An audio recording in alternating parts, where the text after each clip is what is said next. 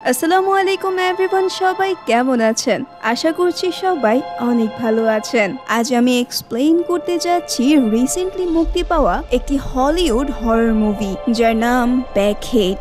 বাবার মৃত্যুর পর উত্তরাধিকার সূত্রে একটা পুরনো বিল্ডিং এর মালিক হয় এক কিশোরী মেয়ে, কিন্তু সে জানতো না এই বিল্ডিং এর সাথে জড়িয়ে আছে এক অনেক পুরাতন অভিশপ্ত প্রেত। কি হবে তার সাথে, তার উত্তর নিয়েই আজকের এই কাহিনী। তো আজকে আমি সামিয়া আছি আপনাদের সাথে। তাহলে আর কোনো বেশি কথা না বাড়াই, সরাসরি এক্সপ্লেনেশনে যাওয়া যাক। কাহিনী শুরু হয় কুইন্স হেড নামের একটি পাব বিল্ডিং এ। মাঝরাতে এক যুবক কড়া নাড়ে পাবের দরজায়। দরজা খুলে দেয় পাবের মালিক ক্রিস্টোফার লার্ক। ছেলেটির নাম নেল সেলফারভ্যান। নেল ক্রিসকে অনুরোধ করে কারো সাথে দেখা করিয়ে দিতে এবং বিনিময়ে সে তাকে $4000 অফার করে, কিন্তু ক্রিস নেলকে ফিরিয়ে দেয়। নেলের মতো এখানে আরো অনেক মানুষ আসে, তবে ক্রিস্টোফার এখন আর কারো প্রস্তাবেই রাজি হয় না। তখন হতাশ হয়ে নেল সেখান থেকে চলে যায়। নেল চলে যাওয়ার পর একটি ভিডিও রেকর্ডারের সামনে বসে ক্রিস্টোফার ক্যামেরায় তাকিয়ে সে বলতে শুরু করে এক অবিশ্বাস্য কাহিনী। ক্রিস্টোফার বলে এই সম্পত্তির সাথে এক অভিশপ্ত শক্তি ওতপ্রোতভাবে জড়িত। সেই নারী বেসমেন্টে বসবাস করে। যখন থেকেই তুমি তোমার নাম দলিলে লিখবে, ঠিক সেই মুহূর্ত থেকেই তুমি তার অস্তিত্বের অধিকারী হবে। কোনো মূল্যেই ওই শক্তিকে বাইরের দুনিয়ায় আসতে দিও না, তবে আমি আজকে রাতেই ওই শক্তিকে আমার সাথেই শেষ করে দিব। আর যদি তুমি এই ভিডিওটি দেখে থাকো তাহলে জেনে রেখো আমি তাকে ধ্বংস করতে সফল হইনি। এই বলে ক্রিস্টোফার পুরো বাড়িতে পেট্রোল ঢালতে শুরু করে। আর বেসমেন্টে গিয়ে সে আগুন দিতেই যাবে, ঠিক সেই সময় সেখানকার সকল বাতি নিভে যায়। আর পর মুহূর্তেই কোনো এক অবয়ব এসে দাঁড়ায় ক্রিস্টোফারের সামনে। সাথে সাথেই ক্রিসের গায়ে আগুন লেগে যায়। আগুনের লেলিহান শিখায় পুড়তে পুড়তে নির্মম মৃত্যু হয় ক্রিস্টোফার লার্ক নামের এই নিঃসঙ্গ বৃদ্ধের। পরের দৃশ্যেই আমরা দুই তরুণী বান্ধবীকে দেখতে পাই। ছোটখাটো দেখতে মেয়েটির নাম আইরিশ আর তার সাথের মেয়েটির নাম লিয়ানা। বর্তমানে আইরিশ চরম অর্থ সংকটে রয়েছে। তার চাকরি চলে গিয়েছে কারণ সে তার বসের নোংরা যৌন আহ্বানে সাড়া দেয়নি। এদিকে ভাড়া না দিতে পারার কারণে তার অ্যাপার্টমেন্ট থেকেও তাকে বের করে দেওয়া হয়েছে। তবে তার বান্ধবী লিয়ানা তার পাশে এসে দাঁড়িয়েছে এবং যতদিন খুশি সে তার বাসাতে থাকার আমন্ত্রণ জানাতেই মূলত সে এখানে এসেছে। আর এই সময় আইরিশের মোবাইলে একটি কল আসে, যেখানে তাকে জানানো হয় তার বাবা, যাকে সে অনেক আগে থেকেই মৃত হিসেবে জানতো, তার সেই বাবা আসলে এতদিন জীবিত ছিল আর এখন তার বাস্তবিক মৃত্যু ঘটেছে। সুতরাং বাবার মৃত্যুর পর তার সকল স্থাবর এবং অস্থাবর সম্পত্তির মালিক এখন আইরিশ।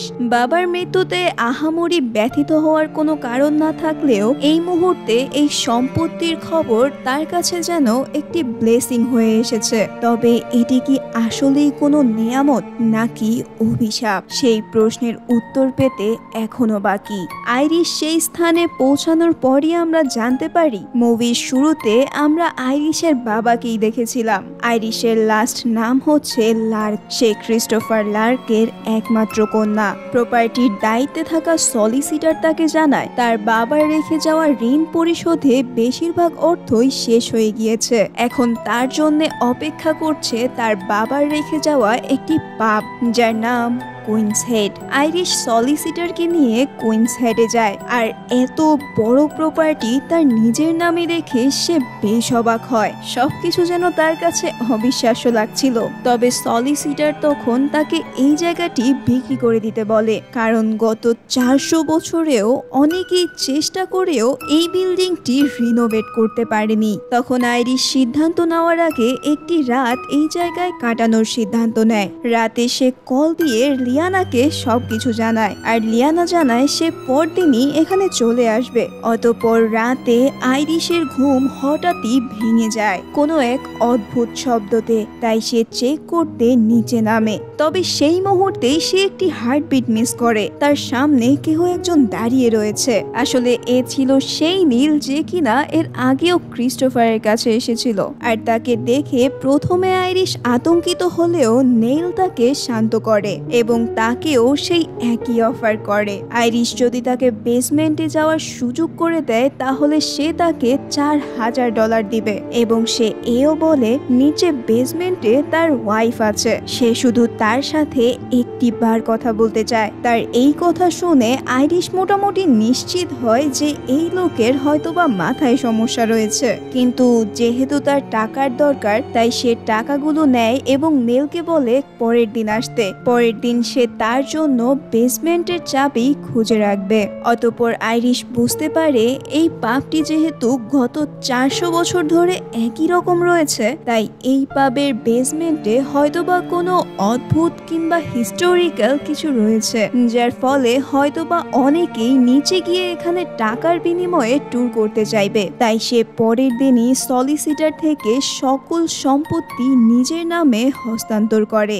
নিজের হাতেই সে দলিলে তার নাম লিখে দেয়। আইরিশ লার্ক জড়িয়ে যায় কুইন্স হেড নামক এই অভিশপ্ত পাব বিল্ডিংটির সাথে।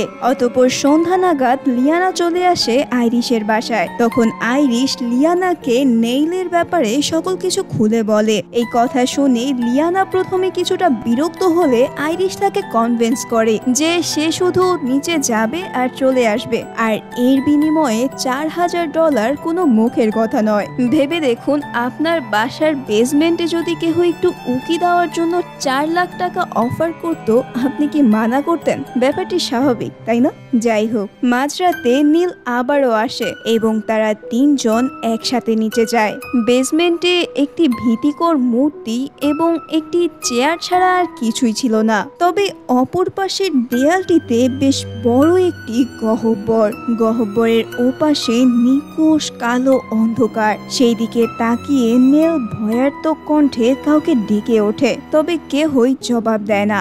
আর এসব দেখে লিয়ানা এবং আইরিশ ব্যাপারটাকে বেশ হালকাভাবেই নিচ্ছিল। কিছুক্ষণ অপেক্ষা করে আইরিশ নিজেও একবার ডাক দেয় যে কে আছো, বেরিয়ে এসো। আর তার কথা শেষ হওয়ার সাথে সাথেই সেই গহ্বর থেকে বেরিয়ে আসে এক পার্শ্ববিক নারী মূর্তি, যার মাথা একটি চটের ব্যাগ দিয়ে বাঁধা এবং শরীরের চামড়া অস্বাভাবিক ফ্যাকাশে। মুহূর্তেই অন্তরাত্মা উড়ে যায় লিয়ানা এবং আইরিশের। এই দৃশ্য দেখে তারা যেন নড়তেও ভুলে গিয়েছে।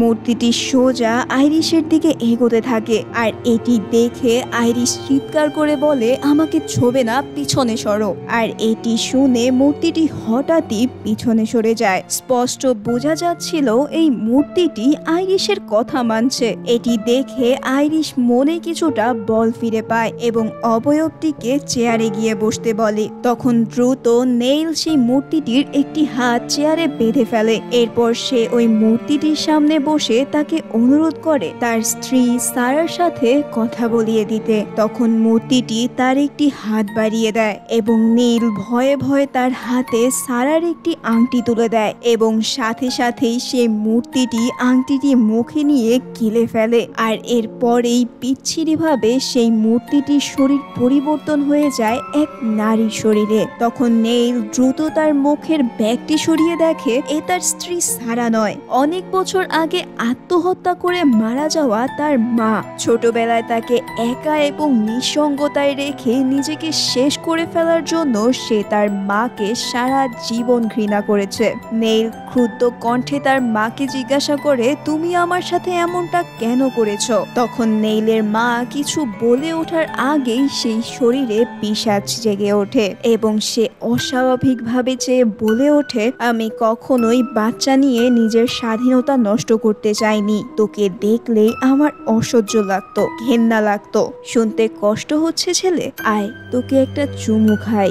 এটি বলেই সে তার মাথা ধর থেকে আলাদা করে সামনের দিকে এগোতে থাকে এবং হঠাৎ সে তার বাঁধন খুলে ঝাঁপিয়ে পড়ে নেইলের উপর। বিচ্ছিরি এই দৃশ্যটি দেখে আইরিশ চিৎকার করে তাকে থামতে বলে, আর সাথে সাথেই থেমে যায় মূর্তিটি।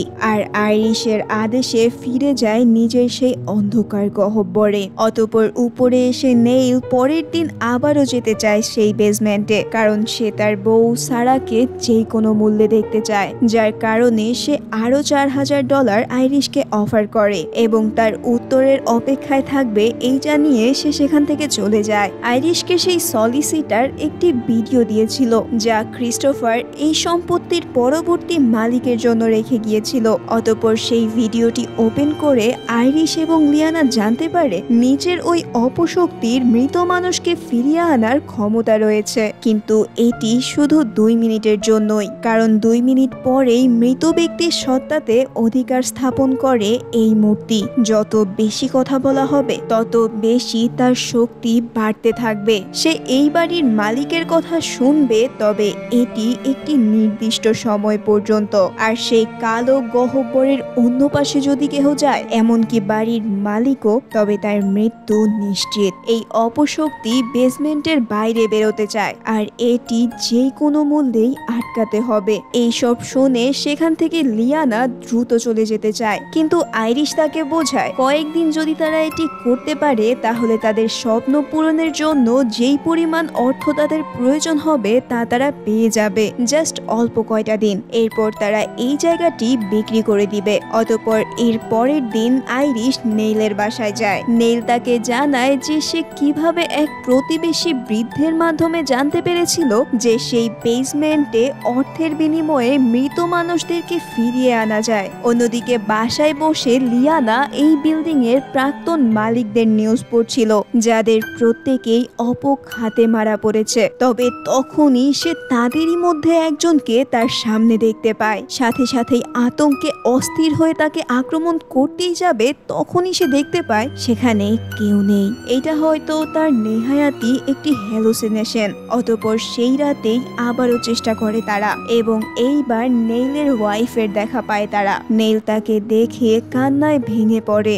দেখেই মনে হচ্ছে মেয়েটিকে সে অনেক ভালোবাসতো। তবে এরপরেই সে তাকে জিজ্ঞাসা করে যে সে কার সাথে মিলে তাকে চিট করছিল, কারণ নেইল জানতে পেরেছিল যে সারা তাকে ডিভোর্স দেওয়ার সিদ্ধান্ত নিচ্ছিল, অথচ তাদের মধ্যে তখনও সবকিছু ঠিকঠাকই ছিল। আর এরই মাঝে হঠাৎ করেই কার অ্যাক্সিডেন্টে মৃত্যু হয় সারার, কিন্তু এতক্ষণে 2 মিনিট শেষ হয়ে যায় এবং সারার ভিতর জেগে ওঠে সেই পিশাচ। আর এটি দেখে আইরিশ তার মাথায় ক্যাপ পরাতে গেলে সে ট্রিক করে আইরিশকে সেই গহ্বরের কাছে নিয়ে যায় এবং তাকে আক্রমণ করে বসে। ভীতদোষ চেহারার পিশাচটি তাকে না মেরে কানে কানে বলে, আমরা দুজনেই এখানে বন্দি। এরপর সে তাকে কিছু না করেই ভিতরে চলে যায়। এরপর উপরে ফিরেই আইরিশ নেলকে বাসায় চলে যেতে বলে এবং নিজে কিছুটা সময় একা কাটাতে চায়, এবং সেই সময় সে তার বাবার আত্মাকে দেখতে পায়। আর তার চোখের সামনে কিছু ভিশনস আসতে থাকে,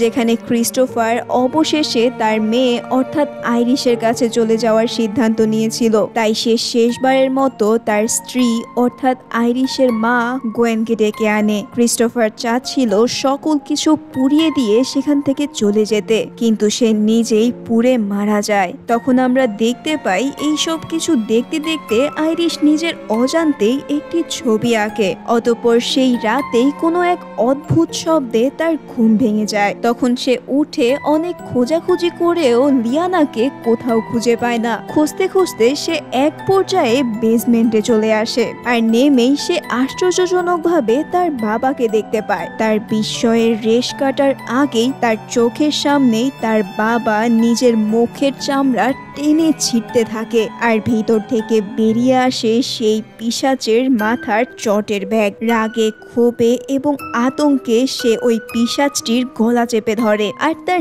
নিজেরই দম বন্ধ হয়ে আসতে থাকে। তখন সে ওই পিশাচটির মাথার ব্যাগ সরিয়ে দেখতে পায় সেখানে আর কারো না তার নিজেরই মুখ এবং এই সময় আইরিশের ঘুম ভেঙে যায়। তবে স্বপ্নের রেশ কাটে না, তার গলায় তার নিজেরই চেইন ফাঁসের মতো আটকে গিয়েছিল। মৃত্যুর দ্বার প্রান্তে সে পৌঁছে গিয়েছিল, কিন্তু সেই মুহূর্তেই তাকে ফিরিয়ে আনে লিয়ানা। আর এই ঘটনার পর লিয়ানা আর এক মুহূর্ত এই বাড়িতে থাকতে চায় না। তবে আইরিশকে মানব সভ্যতার সেই আদিম অভিশাপ ধরে ফেলেছে, যেই অভিশাপের নাম লোভ। আইরিশ লিয়ানার সাথে খারাপ ব্যবহার করে বসে, যার ফলে লিয়ানা কষ্ট পেয়ে সেই ঘর থেকে বেরিয়ে যায়। লিয়ানা রিসার্চ করে এই ঘরের এর আগের যেই মালিকের হদিশ পেয়েছিল, সে এইবার তার পরিত্যক্ত বাড়িতে যায়। এত কিছুর পরেও মেয়েটি চাচ্ছিল আইরিশকে এই ভয়ানক পিশাচের কবল থেকে বাঁচাতে। সেখানে গিয়ে সে বেশ কিছু ডকুমেন্টস পায় এবং জানতে পারে এই মালিক এর থেকে পরিত্রাণ পাওয়ার কোনো একটি উপায় খুঁজছিল।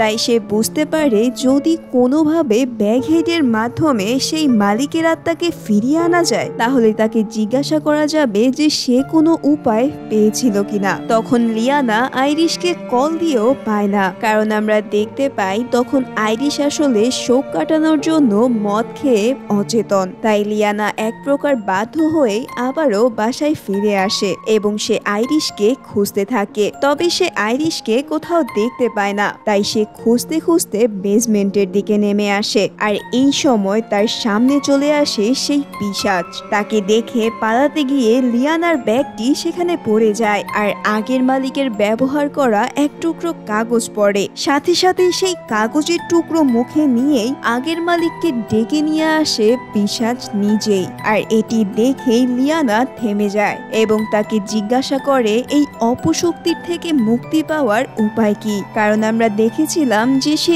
নিজেও এই মালিককে ডেকে আনতে চেয়েছিল। সুতরাং বলা যায় কোইন্সিডেন্টলি তার নিজের ইচ্ছাই পূরণ হয়েছে। তখন জবাবে সেই মালিক বলে ওঠে কিভাবে এই সকল কিছু শুরু হয়েছিল। প্রাচীনকালে ব্রাদারহুড নামের এক সংঘবদ্ধ গোষ্ঠী ছিল। তারা এমন একটি নারীকে আবিষ্কার করে যার মধ্যে মৃত মানুষদেরকে ফিরিয়ে আনার অতি প্রাকৃতিক শক্তি ছিল। তখন তারা সেই নারীর শক্তিকে অপব্যবহার করতে চায় এবং তার সাথে তাকে যৌন আহ্বানও দেয়। কিন্তু মেয়েটি যখন রাজি হয় না, তখন তারাই তাকে ডাইনি অপবাদ দিয়ে পুরো গ্রামের সামনে পুড়িয়ে হত্যা করে। কিন্তু মৃত্যুর ওপার থেকে আবারও ফিরে আসে সেই নারী, কিন্তু ভিন্ন এক পৈশাচিক রূপে। তার প্রতিশোধের আগুনে জ্বলে পুড়ে ছারখার হয়ে যেতে থাকে সেই গ্রাম। চারদিকে ছড়িয়ে পড়ে রোগ আর মহামারী। ফসলের মাঠগুলো হয়ে ওঠে অনুর্বর। এমত অবস্থায় তাকে থামানোর জন্য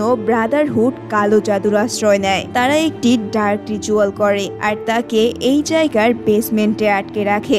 আর এর অনেক বছর পর ব্রাদারহুডেরই এক বংশধর এই ওয়ালটি ভেঙে তাকে বের করে। তার উদ্দেশ্য ছিল আবারও এর শক্তিকে অপব্যবহার করা। আর তখন থেকেই এই অভিশাপ বাড়ির মালিকানার সাথে মিশে যায়। এই বাসার মালিককেই পিশাচ তার দুর্দশার জন্য দায়ী মনে করে। তাদের জন্য তার মনে শুধু তীব্র ঘৃণা। তখন এসব শুনে লিয়ানা বলতে থাকে, কিন্তু আমার বান্ধবী এইসবের কিছুই জানে না। সে তো কেবল উত্তরাধিকার সূত্রে এই বাড়িটি পেয়েছে। তবে কথা বলতে বলতে লিয়ানা ভুলে গিয়েছিল যে 2 মিনিট পার হয়ে গিয়েছে। তখন পিশাচটি তাকে বলে, দুঃখিত মেয়ে, তোমার জন্য এখানে কোনো উত্তর নেই, আছে শুধু যন্ত্রণা। আর এটি বলেই সে লিয়ানার উপর ঝাঁপিয়ে পড়ে। অন্যদিকে এর বেশ কিছুক্ষণ পর আইরিশের হুঁশ ফিরে। তখন সে ফোনে লিয়ানের ভয়েস মেসেজ পায়, যেখানে সে বেসমেন্টের ভিতর থেকে তার কাছে সাহায্য চাচ্ছে। এটি শুনেই আইরিশ পাগলের মতো ছুটে যায় তার একমাত্র বান্ধবীকে বাঁচানোর জন্য এবং তার বাবার সাবধানবাণী উপেক্ষা করে সে ঢুকে পড়ে সেই গহ্বরের ভিতর। চারপাশে ভয়ঙ্কর নীরবতা এবং নিকোষ কালো অন্ধকার। এবং সেই মুহূর্তেই সে এক কোণে লিয়ানাকে পেয়ে যায় আর তারা দুজন তাড়াতাড়ি ফিরতে থাকে। তবে তখনই আইরিশ তার সামনে দেখতে পায় লিয়ানার বিকৃত নিথর দেহ নিচে পড়ে আছে। তাহলে সে যাকে লিয়ান ভেবেছে সে আসলে কে? তীব্র থেকেও তীব্র আতঙ্ক ভর করে আইরিশ আইরিশের বুকে। দিকবিদিক শূন্য হয়ে দৌড়ে সে কোনো রকমে সে বাইরে ছুটে আসে। আর এই সময় নেইল এসে তাকে কোনো রকমে বেসমেন্ট থেকে বাইরে বের হতে সাহায্য করে। আমরা তখন দেখতে পাই কোনো এক বিশেষ কারণে প্রেতটি আইরিশকে হত্যা করেনি, আর কেন করেনি তার উত্তর আমরা মুভির শেষে পাবো। অতঃপর উপরে এসে সে আইরিশকে নার্ভ ঠান্ডা হওয়ার জন্য 2টা ওষুধ খাওয়ায়। যেই লিয়ানা সব সময় তার পাশে ছিল, তার এমন নির্মম মৃত্যুর জন্য আইরিশ নিজেকেই দায়ী মনে করতে থাকে। তাই সে সিদ্ধান্ত নেয় পার্মানেন্টলি এই বেসমেন্টটি সে বন্ধ করে দিবে, কারণ পিশাচের ক্ষমতা কেহ ব্যবহার না করলে পিশাচও একসময় শক্তিহীন হয়ে পড়বে। তবে সেই সময়ই আইরিশ বেশ ঘুমন্ত অনুভব করতে থাকে, কেমন যেন তন্দ্রাচ্ছন্ন হয়ে পড়ে সে। তখন নেইল তাকে এই বলে অভয় দেয় যে সেই এই কাজটি করে দিতে পারবে এবং সে আইরিশকে কিছুক্ষণ বিশ্রাম নিতে অনুরোধ করে। পরিশ্রান্ত আইরিশ নেইলকে দায়িত্ব দিয়ে শুয়ে পড়ে। তবে কিছুক্ষণ পর যখন তার ঘুম ভাঙে তখন সে দেখতে পায় বেসমেন্টের দরজা খোলা। সন্তর্পণে সে নিচে নেমে শুনতে পায় নেইল ওই পিশাচকে বলছে, আইরিশ তোমাকে ঘৃণা করে, তবে আমি চাই তোমার গার্ডিয়ান হতে। আর এর বিনিময়ে তুমি শুধু প্রত্যেকদিন আমাকে আমার সারার সাথে কথা বলতে দিও। আমি কথা দিচ্ছি আমি তোমাকে নিরাপদে রাখবো। আর সেই মুহূর্তেই পিশাচ সারার রূপ ধারণ করে এবং সে তাকে বলতে থাকে, আমি তোমার বাচ্চার মা হতে চলেছিলাম। আমরা চাইলে এখনো একসাথে থাকতে পারি নেইল, কিন্তু তোমার গেটকিপার অর্থাৎ আইরিশকে হত্যা করতে হবে। আর এই কথা শুনে তখন নেইল তাকে বলতে থাকে, আমি খুনি নই সারা। তখন জবাবে সারা বলে ওঠে, তবে আমাকে তো খুন করেছিলে তুমি।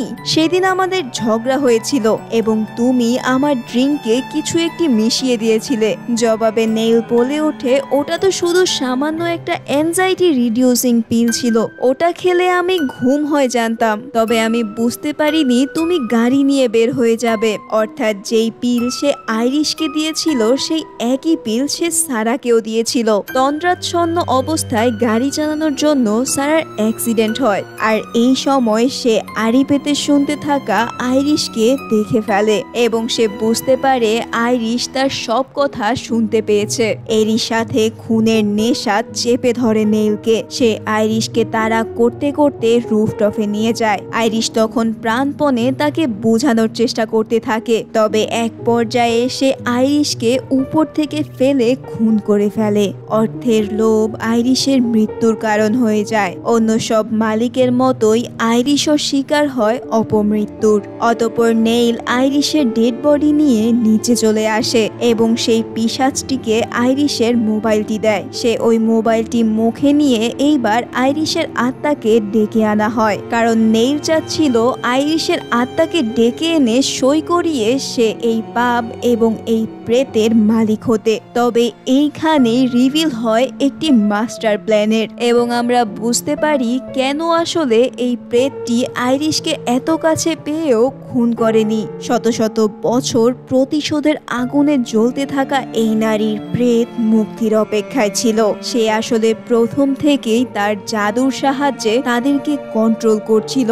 শেষ পর্যন্ত সে নেইলকে ধোঁকা দিয়ে আইরিশকে খুন করায়, আর এরপর সে ব্যাগ হেডের ভিতরেই আইরিশের আত্মাকে ফিরিয়ে আনে, যেখানে তখনও আইরিশেরই নাম দলিলে ছিল। আর এর 2 মিনিট পরেই আইরিশের অস্তিত্বতে প্রেতটি অধিকার স্থাপন করে ফেলে। অর্থাৎ এখন আইরিশই তার মালিক এবং সেই এখন আইরিশ। এখন থেকে সে নিজের মর্জির মালিক। ব্যাপারটা বুঝতে পেরেছেন তো? অতঃপর একে একে সে তার মা এবং সারার রূপ ধারণ করে তাকে আঘাত করতে থাকে এবং সর্বশেষ আইরিশের রূপ ধারণ করে তাকে সেখানেই শেষ করে ফেলে।